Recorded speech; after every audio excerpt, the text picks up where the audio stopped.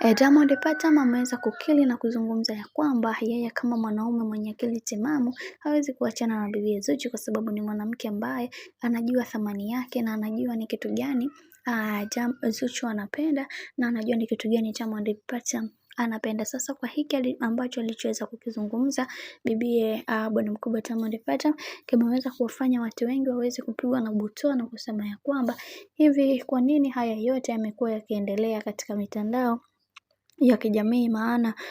kuna watu wengi ambao wanatamani sana kuweza kugundua hiki ambacho kinachoendelea, na wengi wao wakasema tunaamini kwenye hiki kinachoendelea. Mungu mwenyewe ndiye ambaye atakayeweza kusimama imara na kuhakikisha kila kitu kinakuwa katika mikakati na misingi iliyo bora, maana kuna vingi ambavyo vipo na kila mtu anatamani kuweza kujua na kutambua namna ambavyo maisha yanavyozidi kwenda, na tunaamini kwenye hiki kinachoendelea Mungu pekee ndiye ambaye atakayeweza kusimama imara na kuhakikisha kila kitu kinakuwa katika misingi na mikakati iliyo bora, maana kuna vingi ambavyo vipo na kila mtu anatamani kuweza kuhakikisha kila kitu kinakwenda kuwa sawa. Haijalishi watu wanazungumza nini, haijalishi watu wanasema nini, ila yote ya yote tunaamini kwenye hiki ambacho kinachoendelea kwa sasa Mungu mwenyewe ndiye ambaye atakayeweza kusimama imara na kunifanya niwe wa thamani katika kila hatua ya maisha ambayo tunayoipitia kwa sasa, maana kila mtu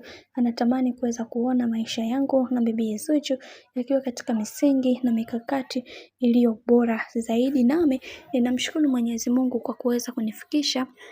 hapa nilipo, kwa sababu kuna mambo mengi ambayo yameweza kutokea na wengi wao wanatamani sana